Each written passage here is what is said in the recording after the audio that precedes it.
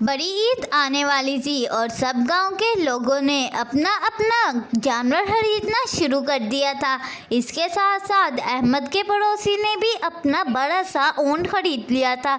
इस पर अहमद का बेटा अहमद से कहता है, अब्बा जान, पूरे गांव ने अपनी कुर्बानी के लिए बकरा खरीद लिया है। अब हम कब अपना बकरा खरीदेंगे? क्या हम आज चलें? हाँ बेटा, तुम ठीक कह रहे हो। ईद आने में सिर्फ कुछ दिन ही रह गए हैं। हम बकरा खरीदने चलते हैं, आओ आज ही।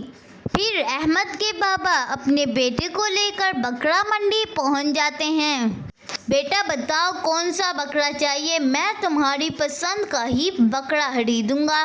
अब्बा जान, ऐसी बात है तो मुझे महंगा बकरा चाहिए और ज़्यादा गोश्त वाला, ताकि लोग मेरी तारीफ करें।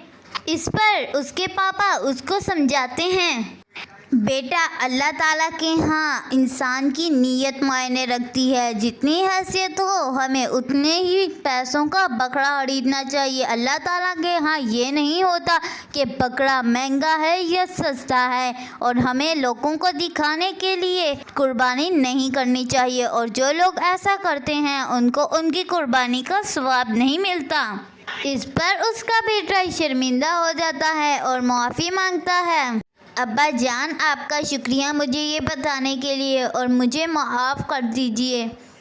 बेटा ये तो मेरा फ़र्ज़ था, और आप माफ़ी मुझसे नहीं मांगो, अल्लाह ताला से माफ़ी मांगो। अल्लाह ताला आपको ज़रूर माफ़ कर देगा। और अब मुझे ये बताओ, आपको कौन सा बकरा चाहिए?